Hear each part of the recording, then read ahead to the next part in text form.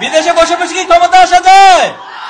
আমাদেরকে ভয় দেখাতে এসে শয়তান নিজে অন্ধকারে পালিয়ে গিয়েছে। দীর্ঘদিনের জুলুম নির্যাতন করে ইসলামী ছাত্র শিবিরের পথকে রুদ্ধ করে দেওয়ার জন্য, বাধাগ্রস্ত করে দেওয়ার জন্য, ইসলামী ছাত্র শিবিরকে নিঃশেষ করে দেওয়ার জন্য যে অপচেষ্টা বাতিল শক্তি চালিয়েছে সেটা আজ ব্যর্থতায় পর্যবসিত হয়েছে। তারা বিভিন্ন ভাবে আমাদেরকে ডিহিউম্যানাইজ করে বাংলাদেশের ক্যাম্পাসগুলোকে ছাত্র শিবিরকে হত্যাযোগ্য করে তুলেছিল। বাংলাদেশের ক্যাম্পাসগুলোতে একটি পাখিকে হত্যা করলে, একটা পশুকে হত্যা করলে সেটার বিচার করা হতো, কিন্তু ছাত্র শিবিরের সদস্যদেরকে, কর্মীদেরকে হত্যা করার পর সেটার কোনো বিচার ক্যাম্পাসগুলোতে হয় নাই। ইসলামী ছাত্র শিবির তার এই পথ চালায়, শত শত ভাইদেরকে আমরা হারিয়েছি। জুলাই এবং আগস্টের আগ পর্যন্ত আমাদের 234 জন ভাই জীবন দিয়েছেন। জুলাই এবং আগস্টে আমাদের অসংখ্য ভাইরা জীবন দিয়েছেন। আমাদের অসংখ্য ভাইদেরকে গুম করা হয়েছিল এবং এই গুম করার পর অসংখ্য ভাইদের লাশ পাওয়া গিয়েছিল বিভিন্ন পথে প্রান্তরে, নদীর ধারে, খালের মধ্যে আমাদের ভাইদের লাশ পাওয়া গিয়েছিল। অনেক ভাইদেরকে হাত হারা অবস্থায়, পা হারা অবস্থায়, চোখ হারা অবস্থায়, পঙ্গু অবস্থায় তাদেরকে পাওয়া গিয়েছিল। দুর্ভাগ্যজনক হলেও সত্য, 2024-এর জুলাই আগস্টের পর আয়নাঘর আবিষ্কৃত হয়েছে, কিন্তু ইসলামী ছাত্র শিবিরের 7 জন ভাইকে এখনো পর্যন্ত সরকার এবং কেউ কোনো খোঁজ খবর দিতে পারে নাই।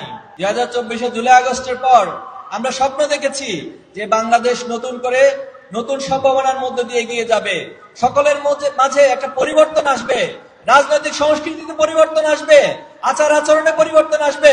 কিন্তু আমরা লক্ষ্য করেছি একটা শ্রেণী স্বৈরাচার ছিল, ফ্যাসিস্ট ছিল, নতুন করে আরেকটি দল, তারাও তাদের মাঝে সে ফ্যাসিস্টের আচরণ ফুটিয়ে তুলছে। তারাও হাসিনার অসমাপ্ত কাজগুলো আজ নিজেদের কাজে তুলে নিয়েছে। তারা নিজেরা শুধু নিজেদের মধ্যে হানাহানি করে এখন পর্যন্ত 200-এর বেশি মানুষকে হত্যা করেছে এবং বাংলাদেশে এখন যেখানে যায় চাঁদাবাজের যে উৎপাত লক্ষ্য করা যাচ্ছে সেটাও সেই দলটি মূলত সেই কাজগুলো করছে। আর একটি বিষয় লক্ষণীয়, বাংলাদেশ জামাত ইসলাম, ইসলামী ছাত্র শিবিরের কোন নেতৃবৃন্দ কখনো এই বাংলাদেশ থেকে পালিয়ে যায় নাই। তারা শত নির্যাতন জুলুম সহ্য করেছে, ফাঁসির দড়ি মাথায় নিয়েছে এবং সকল নির্যাতন সহ্য করে এই বাংলাদেশে তারা অবস্থান করেছিল। কিন্তু এখন আমরা লক্ষ্য করছি কেউ কেউ বিদেশে বসে দেশকে চালান। অতীত হাসিনা তিনি বিদেশে বসে বসে এই বাংলাদেশকে নিয়ে ষড়যন্ত্র করছে, বাংলাদেশে বিভিন্ন অস্থিতিশীল করার জন্য, বিশৃঙ্খলা করার জন্য নানান ভাবে চেষ্টা চালিয়ে যাচ্ছে। আরেকটি দল দেখছি তারাও বিদেশে বসে বসে এই বাংলাদেশকে নিয়ে স্বপ্ন দেখছে আগামীতে ক্ষমতায় চলে আসবে। বিদেশে বসে বসে কি ক্ষমতা আসা যায়? বিদেশে বসে বসে ক্ষমতা আসা যায় না। সংগ্রামী উপস্থিতি, আমরা আর পিছনের দিকে তাকাতে চাই না। বাংলাদেশে আজ যে অপার সম্ভাবনা তৈরি হয়েছে, সবার মাঝে যে জাগরণ তৈরি হয়েছে, এই জাগরণের মধ্যে দিয়ে বাংলাদেশকে আমরা বিনির্মাণ করতে চাই।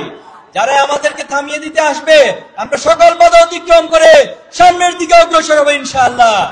অতীতে যারা আমাদেরকে থামিয়ে দিতে চেয়েছিল আমরা দেখেছি, ইতিহাস প্রমাণ করেছে তারাই বরং থেমে গিয়েছে।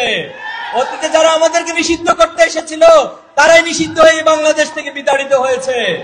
এজন্য আমাদেরকে ভয় দেখাতে আসবেন না। আমাদেরকে ভয় দেখাতে এসে শয়তান নিজে অন্ধকারে পালিয়ে গিয়েছে। সংগ্রামী উপস্থিতি, আসুন আমরা আমাদের সম্ভাবনাকে কাজে লাগাই। আমরা সাধারণ মানুষকে কাছে টেনে নিয়ে, বুকে টেনে নিয়ে, ভালোবাসা দিয়ে আমরা সকলে ঐক্যবদ্ধ ভাবে সমৃদ্ধ বাংলাদেশ গড়ে তুলি। আল্লাহ আমাদের সহায় হন। নাসরুম মিনাল্লাহি ওয়া ফাতহুন কারীব ওয়া বাশশিরিল মুমিনিন। আসসালামু আলাইকুম ওয়া রাহমাতুল্লাহি ওয়া বারাকাতুহু।